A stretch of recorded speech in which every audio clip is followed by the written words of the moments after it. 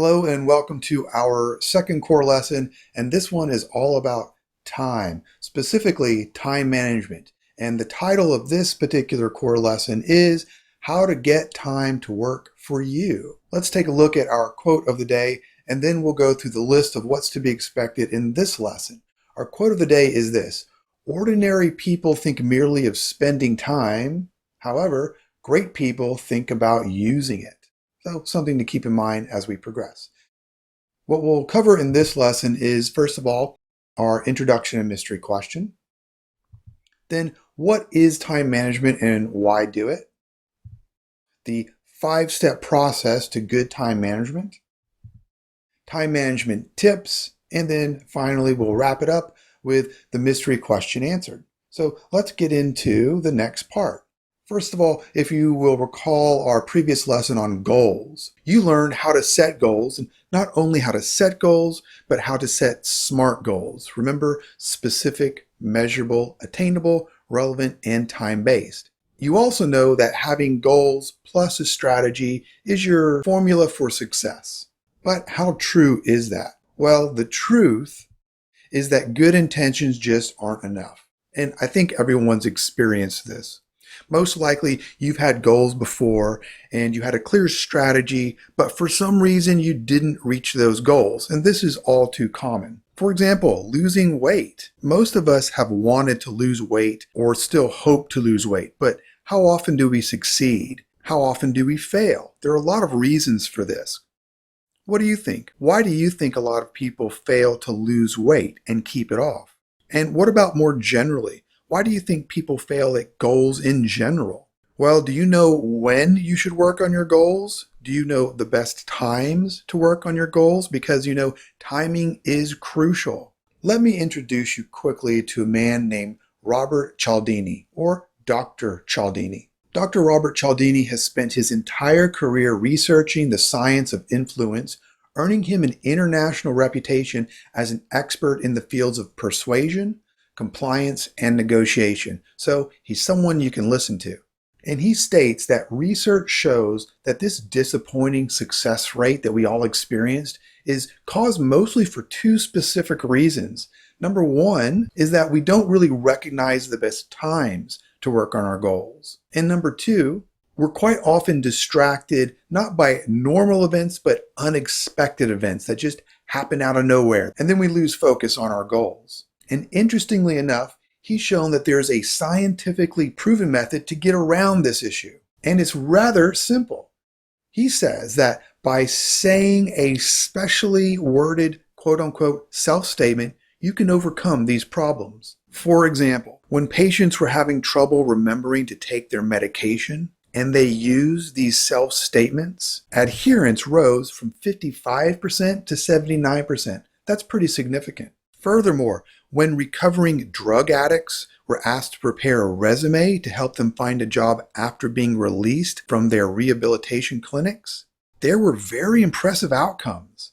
Some people were asked to use this self-statement, and of course there was a control group where they were not. What do you think the results were? Well, those who did use a self-statement, 80% remembered. 80% successfully completed their resumes. However, those that did not use a self-statement or were not asked to, what do you think their percentage was? Shockingly, 0%. What a huge difference between the two. So this should give us an idea that this self-statement has some effect. So my mystery question to you is, what was this self-statement that was so effective? Can you guess what it is? Keep that in mind as we progress throughout this course. Maybe you can guess, and if not, I'll let you know at the end. So let's recap what we covered on this section on our core lesson on time management. We came to understand that although you have goals and you have a strategy, good intentions really aren't enough. You need to know when to do your goals properly, which leads us to the next part, recognizing the right times. You need to recognize when you should work on your goals. In addition to that, you need to be aware of unexpected events and make sure that they don't interfere with you working on those goals. Number 4, I mentioned that there's a certain self-statement people use that really helps them overcome the problems of timing and unexpected events. And finally, it is my question to you. What do you think that self-statement is? Okay, that completes our introduction and mystery question. Next, let's get ready to learn about what is time management and why should you be doing it. So our next section is what is it and why do it? My question to you again is what is time management and why do it? Well, let's start with the definition of time management. What is it? Well, you can probably guess, but just to be certain, time management is the process of organizing and planning how to divide your time between specific activities. Good time management enables you to work smarter, not harder, so that you get more done in less time, even when time is tight and pressure is high. Failing to manage your time damages your effectiveness and causes stress. It seems that there is never enough time in the day, right? But since we all get the same 24 hours, why is it that some people achieve so much more with their time than others? The answer lies in good time management. Overall, good time management skills will help you get better grades, limit the amount of stress in your life, and help you become more competitive in the workplace, especially since most others don't take the time to manage their time. So, do what others are not willing to do. Manage your time. However, many systems for time management fail. You may have experienced this in the past. Many people try to squeeze as many things as possible into their schedule to be as productive as humanly possible. But most of us are not Superman or Superwoman, right?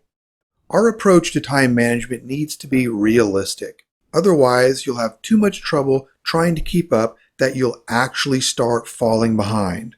Then you may even completely abandon your effort or your goals, and you may just completely quit. Keep this in mind when adding tasks to your schedule. Keep it realistic.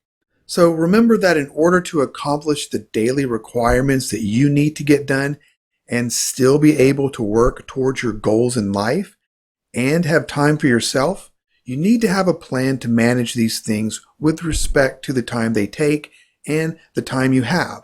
Simply put, you need to manage your time regularly. And keep this quote in mind. Time is more valuable than money. You can get more money, but you cannot get more time. So to wrap up this quick lesson, we defined what time management was, and we looked at the reasons to manage your time effectively. One is to work smarter, not harder. The next is it'll help you achieve more in life. And finally, we need to make sure that we're realistic, that we're not trying to squeeze too much into our schedule because remember, everyone has the same number of hours in a day. And now that you know what time management is and why you should be doing it, let's get ready for the 5-step process to help you manage your time most effectively. So now hopefully you have a better idea of the importance of time management and you're ready to make more of a commitment to manage your time for, of course, your success. So let's get into what is called the 5-step time management process that will help you on your way to better results. The 5-step time management process is fairly simple and it's something that you should continue to do. First, we start with goal setting, then time tracking, then on to plan making, then taking action, and finally shifting and adjusting. And it repeats itself over time. First of all, goal setting. You're already really familiar with this one, aren't you? Congratulations! Now, you have a good understanding of setting your goals and breaking those goals into smaller goals, thus creating a strategy to complete your ultimate goal. So we really don't need to spend a lot of time or any more time on that particular subject because you already have a fairly good idea about it. Part 2 is time tracking. In order to better manage your time, you first should have a clear understanding of what you actually do with your time. You may be surprised how much time is spent doing things that you may not have been entirely aware of and on things that really have little or no benefit to you. What activities might you be wasting time on? It's a really good question to ask yourself.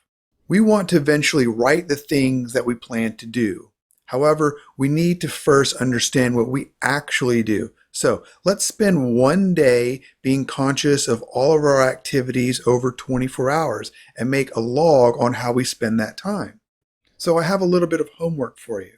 I'd like you to get out your time tracking worksheet. Looks like this. And I want you to put down what you planned to do and then later what you actually did. So here's a better view of your time tracking worksheet. After this lesson, I'd like you to go in here and write down what do you plan to do, let's say for tomorrow, starting 7 a.m. all throughout the rest of the next 24 hours. Now, of course, you need to put your sleep in there somewhere too. How much sleep do you plan to get? Then, on that actual day, I want you to log what you actually do throughout that day and compare the two. You might be surprised what you find. It's up to you how you interpret this worksheet. However, the idea is to eventually have your actual activities match your planned activities. This may not be possible for everyone at first, but that's okay. Just make sure you continue to make progress. Third on our list is plan making. You've probably already used various planning tools. If you're currently a student in university, you probably are using a helpful calendar that lists all your classes for each day of the week. If so, that calendar has been helpful so far, right? Good. Keep using that calendar and let's keep track of all of your other activities and responsibilities on a new calendar. As we do this, keep in mind that we're making plans that can always change. Don't be a slave to your plans. Be flexible and continue to adjust your calendar to fit your life. Life can be unpredictable. That's okay. So I have another worksheet for you. I'd like you to get out your monthly calendar and we're going to plan your month. And in the meantime, get out your goals strategy worksheet from our previous lesson on goals and let's use it to start planning the rest of your month or the next month. It's up to you. Based on your goals strategy worksheet, write down due dates for items. Write down days or times you plan to use working on things to reach those due dates on your monthly calendar worksheet. Get a clear sense of what you need to do for each day of the week for the entire month. And here's a closer look at your monthly calendar. So it says, after writing down your goals into a strategy, decide what things you need to be working on and accomplish for each month. Write down these items in the calendar below so that you have a clearer idea of what things you should accomplish for each day of the week for an entire month. So here we go, starting on a Sunday, ending on a Saturday, and just take the time. You'll of course have to put in the numbers of the month yourself, the days of the month. So you can use this repeatedly. All you need to do is print it out or just use it on your computer. This can be a really helpful tool to help manage your monthly agenda. And I really suggest that you manage your day with some sort of app. Now, whether you're an iPhone user or an Android user, there are all kinds of time management apps out there waiting for you, and a lot of them are free. Choose one that works best for you. I'm an Apple user, and I think this is only available for Apple users as well at the Apple store here, but I like something called Summit Daily Planner right here. I use it religiously. I use it every day, and let me tell you, it has really made a difference in scheduling my to-do list and keeping track of what needs to get done. So get yourself an app today. The fourth part is taking action. So you want to get to work on putting thought into action. Now that you've planned out what you do for 1 month, you don't have to waste time thinking about what activities to do each day. You're now organized and have more direction in life.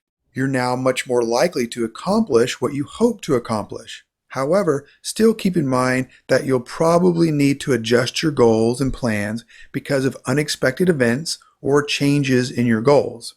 Some things will take longer than planned. That's just natural. And new tasks might emerge. Distraction will also pop up. Be aware of these distractions and try not to let them affect your progress. Remember that no one is perfect and no plan is either. And the final stage of this process is shifting and adjusting. As you get closer to finishing your tasks, obstacles may get in the way. These troubles can be predictable or unpredictable. They may be controllable or uncontrollable. For those that are out of your control, do what you can to get back on track as soon as possible. For those that are within your control, be forceful to stop them from hurting your progress. The more you practice stopping these obstacles, the easier it gets.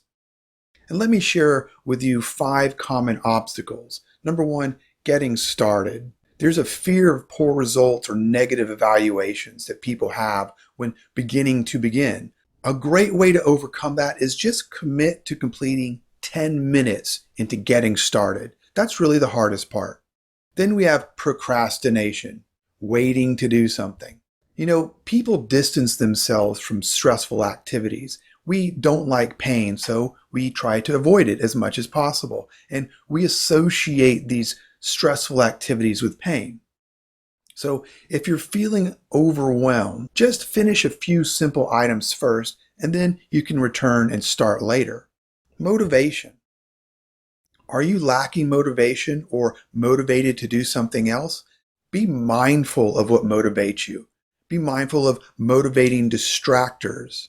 Talk yourself into getting motivated, and you can make that little leap forward. Commuting.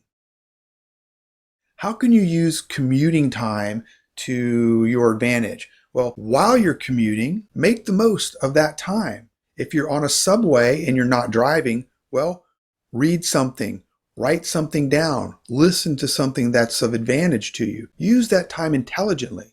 If you are driving, your hands aren't free, but your ears are, so listen to something that's of advantage to you. You're in control here. Make your commute work for you, not against you. And then time between classes. If you have blocks of time between classes, use them wisely. Similarly to commuting. Plan this time in order to get other tasks out of the way. That'll really lower your stress, free up your time, and make you more productive. So there you have it. There is the 5-step process to really good time management. I highly suggest that you give it a try and commit to it later, if not now. So what did we go over? We went over goal setting, something, is our lesson, our number 1 lesson, our first lesson.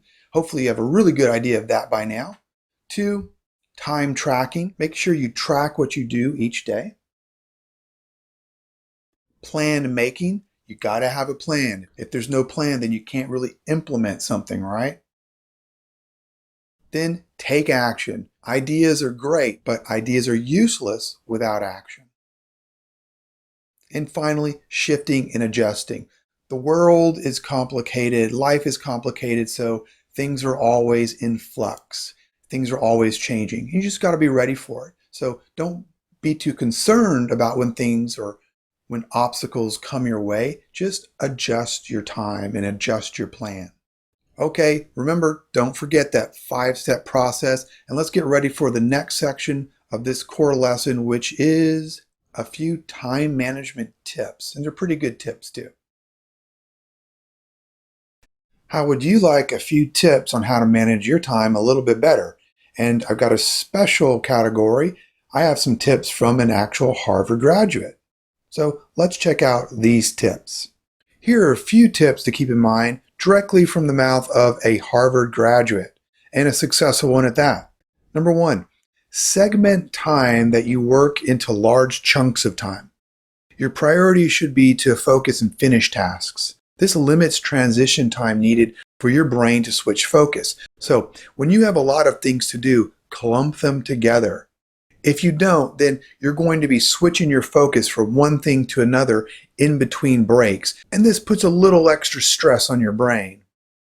Next, steal time and take advantage of moments when you have nothing to do, like when traveling on the subway or jogging on the treadmill. We mentioned this earlier. One of your obstacles was commuting. So when commuting, use that time as efficiently as possible, but not just commuting. The example here is also jogging on the treadmill, exercising. That's actually something that I do. Jogging on the treadmill is pretty boring, right? What I do is watch YouTube videos that are on subjects that interest me, subjects that will help with personal development. Can you watch any videos or listen to any podcasts, perhaps, that will stimulate your mind, that will help you get things done, that can help you prepare for classes, or that can help you finish something that you've been working on? Learn things correctly the first time.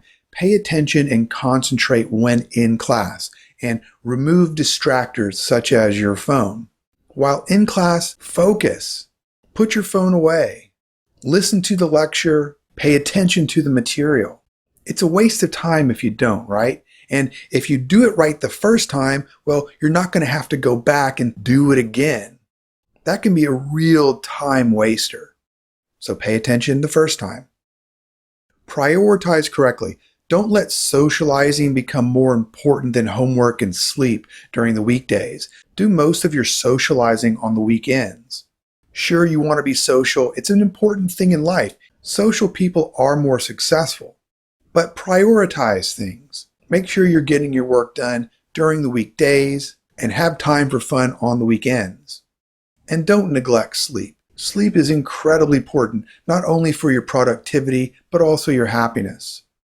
And finally, the 80-20 rule with school. Spend most of your time on projects that will have a bigger impact on your grade. Now, the 80-20 rule means 80% of your grade may come from 20% of the work. Find out what work that is and focus on that. That is the art to prioritizing. Now, I have a few bonus tips for you as well. Do not multitask. It's a myth, ladies and gentlemen. You cannot focus on two things efficiently at the same time. Someone once said what multitasking actually is. Multitasking is doing two things poorly at the same time. Schedule the next day in advance. Know what you want to accomplish tomorrow. Write it down, schedule it, put it into your time management application, and you'll be ready for tomorrow. Take small breaks and make sure to properly unwind before bed. Now, the brain needs breaks. It tends to lose concentration after about 2 hours. Take a small break. Refresh yourself. Get a coffee. Get something to eat. Do something that's not task-oriented.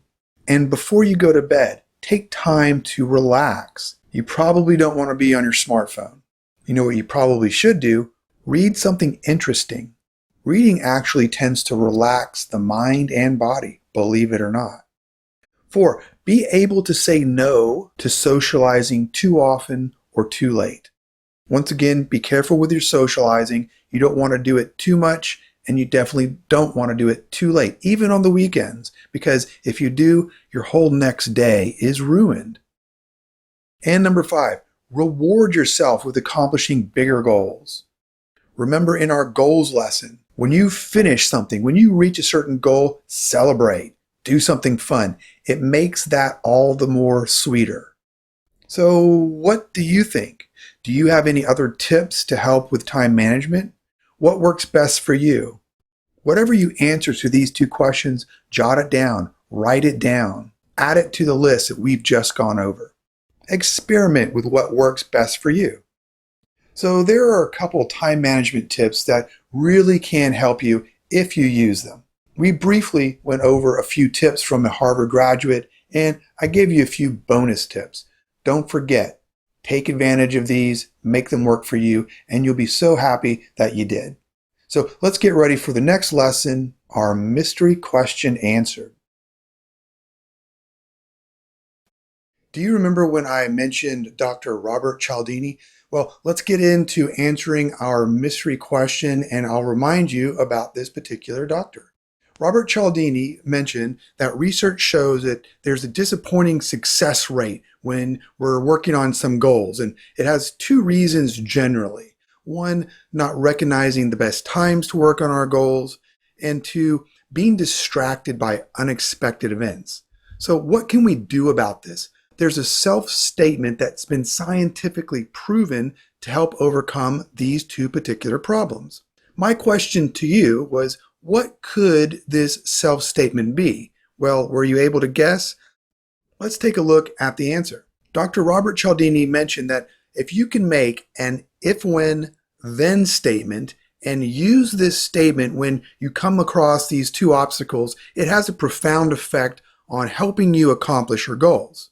What these if, when, then statements actually do is help you identify cues around your goals. And it helps you get ready to take action when we come across these obstacles.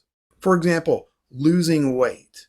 If you use this self-statement, if or when I want a snack at night, then I'll eat fruit, your success rates go up.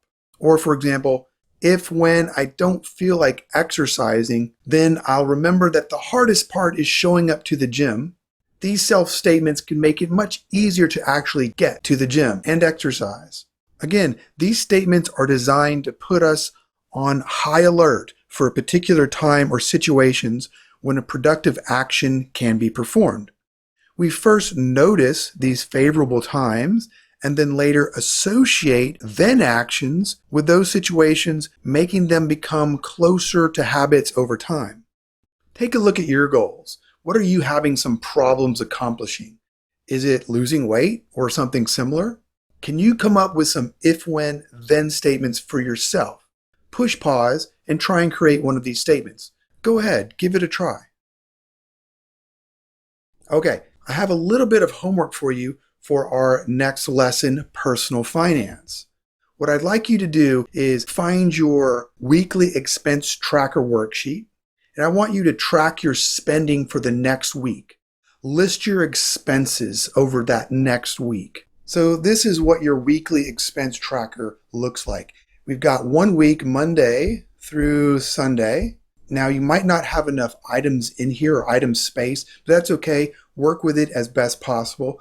List the expenses that you actually incur over the next week, starting with whatever day you're on. List those expenses, make notes in this area here, and then the amount. Once a week is up, go ahead and give it a total amount spent. We're going to need to use this worksheet to help you on our next core lesson on personal finances. And use an application to help you keep track of not only spending over the next week, but for the future. Search Google for the best budgeting application of the year. Using an app can really make a difference, so give it a try. Download one today. And don't forget, become a teacher. Is there someone that's having trouble reaching their goals that you know of, a family member or a friend? Is someone having trouble with managing their time? Use what you've learned over this lesson and the previous lesson on goals, and who knows, you could help change someone's life. Okay, let's conclude this lesson on time management and get ready for the next lesson, the third lesson, which is pretty interesting, on personal finance.